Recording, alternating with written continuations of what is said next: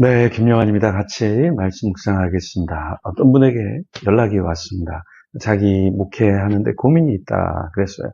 목회를 잘하고 있는데 무슨 고민이냐라고 얘기하니까 만나서 좀 더 구체적으로 얘기하겠지만 자기가 이렇게 목회를 하고 있는데 사람들이 이렇게 하는 건 어떠니 저렇게 하는 건 어떻겠니 뭐 좋은 선배님들이 목회 선배님들이 조언을 하는데 자기가 좀 흔들린다라는 거예요. 근데 사실 우리가 목회자도 그렇고 선교사님도 그렇고 우리 성도님들도 그렇고 각자 하나님이 부르신 목적이 있거든요. 근데 그 목적대로 살면 행복해요. 그죠? 네, 저를 보시면 행복해 보이시나요? 네, 저는 뭐 제가 하고 싶은 목회를 하고 있고 하고 싶은 사역들을 하고 있고 감사하게 살아가고 있습니다. 근데 왜 행복하냐면 저를 부르신 목적이 무엇인가 그것을 찾고 그 방향대로 살아가니까 감사한 거죠. 뭐 피곤해 보인다, 뭐 지치지 않느냐? 네, 열심히 하다 보면 피곤할 수도 있는 거고 지칠 수도 있는 거지만 그래도 감사한 거죠. 왜냐하면 뭐 밤새도록 게임을 하고 밤새도록 도박을 하고 밤새도록 술 마시고도 피곤할 수 있는데 내가 주의 일을 위해서 뭔가 열심히 하면서 피곤한 것은 감사한 거잖아요. 그래서 우리 삶의 목적대로 살아가는 것은 피곤할지라도 감사하다. 그렇죠? 오늘 요한 1서 2장에 보면은 요한 1서에서 요한이 우리에게 어떻게 살아야 될지 요한 1서를 쓴 목적을 이야기하면서 우리에게 권면하는 게 있습니다. 자, 1절에 어떤 것을 권면하냐면 나의 자녀들아 내가 이것을 너에게 쓰면 너희로 죄를 범하지 않게 하려 함이라. 요한이 이 글을 쓰는 목적은 무엇이냐면 너네 범죄하지 마. 왜냐면 범죄하면 너네도 피곤하고 하나님도 피곤하셔. 그러니까 너네 범죄하지 마. 이렇게 이야기한 거죠. 그러면 죄를 범하면 어떤 특징이 있을까요? 뭐 여러 가지 특징이 있는데요. 7가지를 이야기해 보면 첫 번째, 하나님을 위해서 일하기보다 자신을 위해 일해요. 그래서 득이 되고 이익이 되고 이름이 나는 일에 몰두하게 되죠. 두 번째 특징은 죄를 짓는 사람은 전심전력하지 않아요. 그러니까 내가 죄를 지어야 되기 때문에 교회의 전심전력, 성교의 전심전력, 누군가를 사랑하는데 전심전력하지 않아요. 에너지를 죄를 짓는 데 써야 되니까요.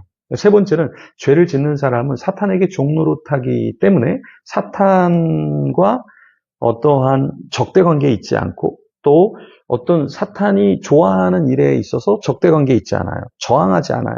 그렇죠? 그냥 사탄이 이렇게 속이면서 네가 돈을 벌면 좋겠어. 그러면 거기에 빠져들게 되고 너 이렇게 쾌락 네가 느끼면서 누리면서 살면 좋겠어. 그럼 그것이 잘못된 쾌락일지라도 거기에 종노릇하면서 싸우지 않는다라는 거죠. 네 번째는 그리스도의 십자가의 원수가 된다라는 거예요.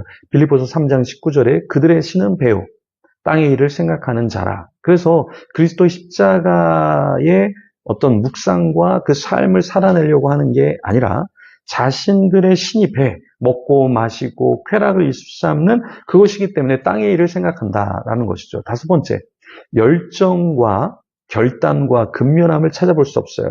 그러니까 죄를 지으면 열정, 하나님을 향한 열정, 성교를 향한 열정, 영혼을 향한 구원에 대한 열정이 사라지기 시작한다.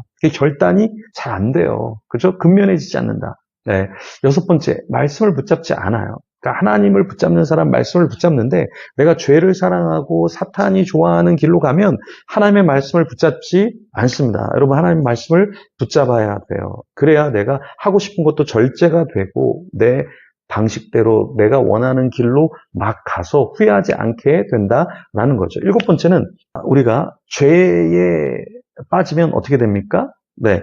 이 세상의 성공과 물질에 집착하게 되죠. 그렇죠? 근데 내가 죄를 멀리하기 시작하면 이 세상의 성공과 물질에 집착하지 않게 된다라는 거예요. 자, 우리가 죄를 범하지 않도록 우리는 어떻게 해야 되는가? 히브리서 12장 4절은 이렇게 말해요. 너희가 죄와 싸우되 아직 피 흘리기까지는 대항치 아니하고. 그러니까 우리의 문제가 뭐냐면 죄와 싸우기는 싸우는데 그냥 싸우는 척 한다라는 거예요. 근데 피 흘리도록 그렇게 내가 고군분투하면서 어떤 싸우면서 팔을 잃어버릴지라도 싸우면서 나의 어떤 재정적인 손해를 볼지라도 그렇게 싸워야 한다라는 거죠. 제가 신촌에 건물을 찾고 들어올 때 한 곳을 이렇게 딱 눈여겨봤는데요. 그 작은 장소였어요. 그런데 혹시 여기는 교회로 내줄까? 물어보니까 교회를 내준다는 거예요. 그래서 아니 어떻게 다 안 된다 그러는데 교회를 내준다고 하지? 의아했어요. 근데 이분이 자기 교회 다니는 사람인데 누가 이렇게 세를 달라 그래서 세를 줬는데 알고 보니까 이게 타로점 하는 곳이었다는 거예요. 그래서 자기는 그냥 뭐 커피숍인 줄 알고 내줬는데 타로점을 하면서 커피를 이렇게 주는 곳이었다라는 거예요. 그래서 자기가 그 인테리어 한 것과 모든 손해를 감수하더라도 내가 하나님을 믿는 사람인데 이렇게 돈을 벌고 이렇게 장사를 하게 하는 건 아닌 것 같다. 그래서 자기가 사실은 그래서 내보냈다라는 거예요. 그래서 교회가 들어와 주면 자기는 오케이, 너무 좋다라는 이야기를 했습니다. 때로 싸운다라는 것은 금전적인 손해를 보더라도 죄가 이기는 게 아니라 나의 손해를 통해서 그리스도가 드러나도록, 주님의 영광이 드러나도록 싸우는 것, 그것이 우리에게 필요하다라는 것이죠. 우리가 이렇게 죄를 범하고 문제가 생길 때 주님 우리를 위해서 무엇을 해 주실까요? 1절 말씀에 보면 만일 누가 죄를 범하여도 아버지 앞에서 우리에게 대언자가 있으니 곧 의로우신 예수 그리스도시라, 이렇게 말하고 있습니다. 무슨 말입니까? 예, 우리가 열심히 죄와 이렇게 싸웠을 때 우리에게 어떤 분이 계시다라는 거예요? 대언자가 있다. 의로우신 예수 그리스도가 있다라고 말하고 있죠. 그러니까 우리는 어때요? 담대하게 싸울 수 있다라는 것이죠. 만약에 우리 뒤에 아무도 없다면 그럼 우리는 좀 싸울 때 주저주저 하겠죠. 그런데 담대하게 만약에 우리가 싸울 수 있게 되는 것은 뒤에 누군가 있는 것을 딱 감지했을 때 우리가 담대해질 수 있다라는 것이죠. 네, 이 깡패도 혼자 싸울 때는 뭐 추펴추펴 하는데 뒤에 이 어깨들이 같이 있으면 굉장히 담대해지죠. 네, 성경의 성령님, 이것을 헬라어로 파라클레토스라고 하는데 다른 말로 얘기하면 변호사, 돕는 자라는 뜻이 있죠. 우리를 돕는 주님이 계시기 때문에 그것을 믿고 우리가 싸움을 한다면 피 흘리기까지 우리가 싸울 수 있다라는 것이죠. 네. 자, 우리가 우리를 위해서 싸우는 게 아니라 주님이 우리를 위해서 싸우셨던 것처럼 우리가 주님을 위해서, 주님의 나라를 위해서 싸우는 것, 그것이 필요한 것이죠. 2절에 보면 그는 우리 죄를 위한 화목 제물이니 우리만 위할 뿐 아니요 온 세상의 죄를 위하심이라.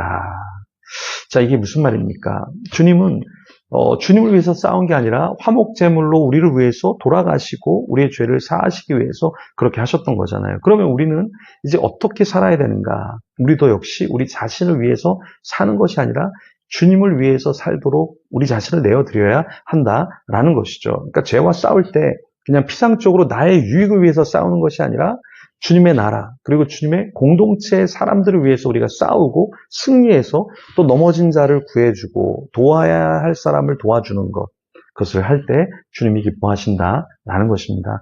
때로 제가 누군가를 돕고 이렇게 알리고 할 때 사람들이 참 그 사역이 감사하다, 고맙다라고 해주시는 분이 있어요. 저는 이걸 누가 알아줄까? 근데 알아주는 사람들이 굉장히 많더라고요. 여러분도 지치지 마시고 주님께서 주신 그 마음, 그리고 돕고자 하는 그 마음, 끝까지 주님 오실 때까지 감당하길 소망합니다. 그런 자 되도록 같이 기도하며 주님께 나아가겠습니다.